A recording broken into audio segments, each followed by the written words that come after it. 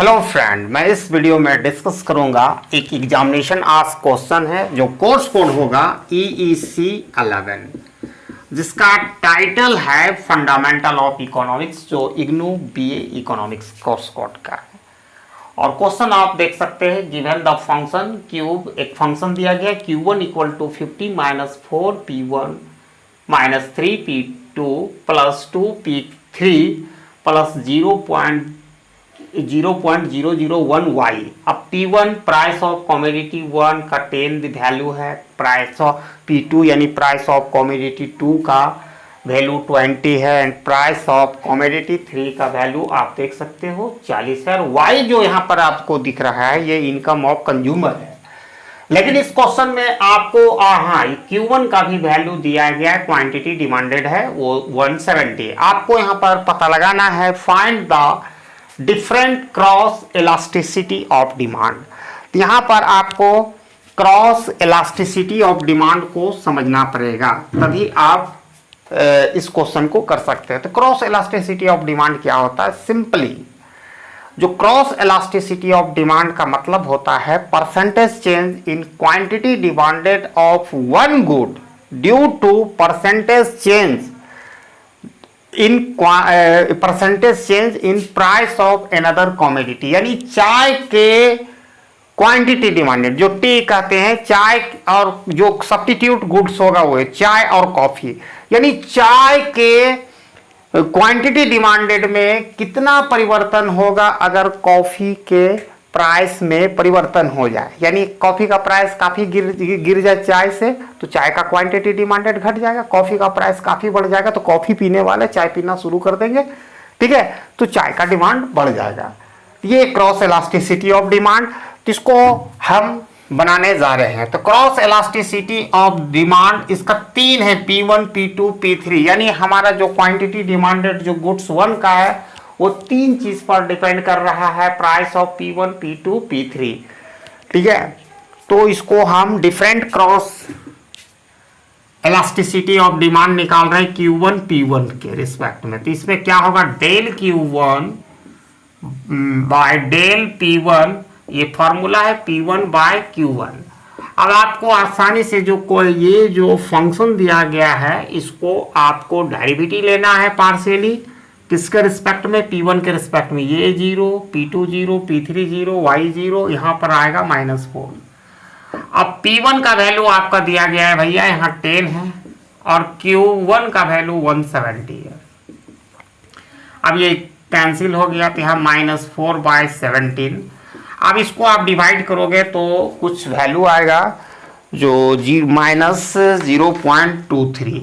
अब यहाँ पर जो माइनस जो साइन आ रहा है वो इनवर्स रिलेशनशिप बता रहा है क्वांटिटी डिमांडेड एंड प्राइस में। यानी यहाँ लॉ ऑफ डिमांड को सपोर्ट कर रहा है। यानी इसका मतलब ये है कि प्राइस और क्वांटिटी डिमांडेड में इनवर्स रिलेशनशिप है।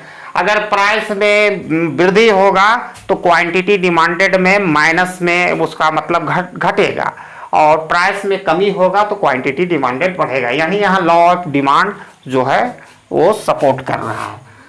ये पहला आपका क्रॉस इलास्टिसिटी ऑफ डिमांड। दूसरा हम निकालेंगे Q1 with respect to P2, formula del Q1 by del P2, P2 by Q1, ठीक है। अब इसकी डेरिवेटिव लेंगे इस फंक्शन का विद रिस्पेक्ट टू P2 से, -3 आएगा और P2 का वैल्यू आपके सामने है 20 है, 20 मैंने बैठा दिया। Q1 का 170 है, 0 0 कैंसिल, -6/17। इसको आप अगेन डिवाइड करोगे 6/17 तो इसका वैल्यू आएगा 0.35।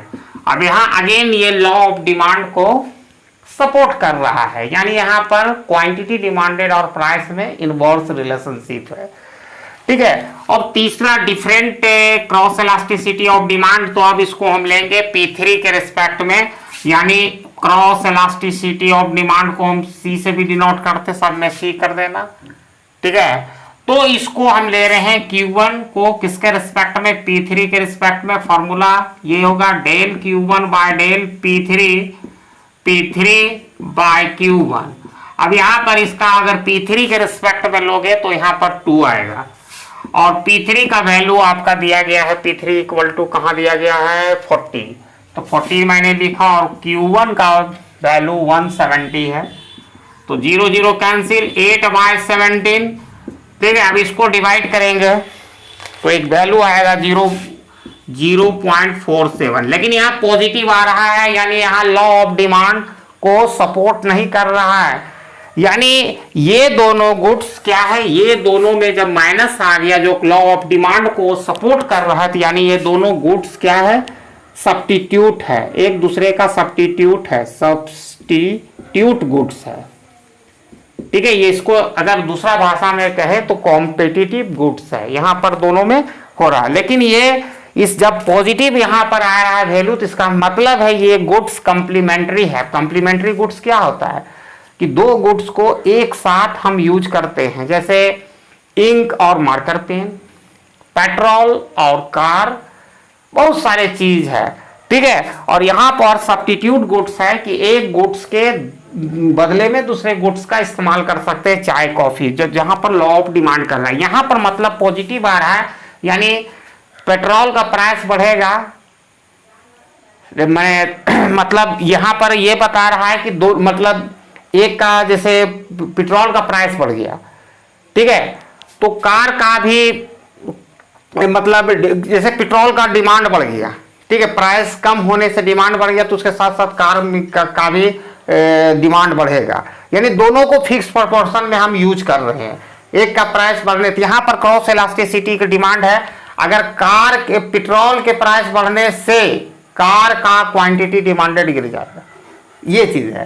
ठीक है, तो ये इसलिए दिखाया, माने ये पॉजिटिव रिलेशनशिप दिखा रहा है, जो पॉजिटिव रिलेशनशिप बता रहा है क्वांटिटी डिमांडेड एंड, माने डायरेक्शन एक होगा। अगर पेट्रोल का प्राइस बढ़ गया तो कार का डिमांड, मतलब पेट्रोल का प्राइस बढ़ गया तो मतलब डायरेक्शन सेम रहेगा। यहां पर आपका पॉजिटिव रिलेशनशिप, मैं एक एग्जांपल जैसे हम साबित कर सकते हैं इसको, एक एग्जांपल से मान के चलो, दो गुड्स को एक, जैसे पेट्रोल का प्राइस घट गया तो पेट्रोल का डिमांड तो बढ़े, मतलब बढ़ेगा ही, साथ साथ कार का भी डिमांड बढ़ गया। पेट्रोल का प्राइस बढ़ गया तो पेट्रोल का डिमांड कम होगा, तो साथ साथ कार का भी डिमांड कम होगा। दोनों को फिक्स प्रोपोर्शन में हम यूज करते हैं। आई होप आपको ये समझ में आ गया। ये कंसेप्ट लिखने की जरूरत नहीं, सिर्फ आपको मैं ये 3 न्यूमेरिकल जो different cross elasticity of demand को सिर्फ सॉल्व कर देना इस क्वेश्चन में, और आई होप कि आपको समझ में आ गया होगा। और ये पार्शियल डेरिवेटिव पर आधारित है, आप वहां से ले सकते हो। ये फार्मूला याद रखना, काफ़ी इजी सोल्यूशन है, और आई होप कि आपको समझ में आ गया होगा। और अगर वीडियो को पसंद आया तो लाइक करें, शेयर करें ज़्यादा से ज़्यादा लोगों के बीच। Thanks for watching my video till end. जय हिंद।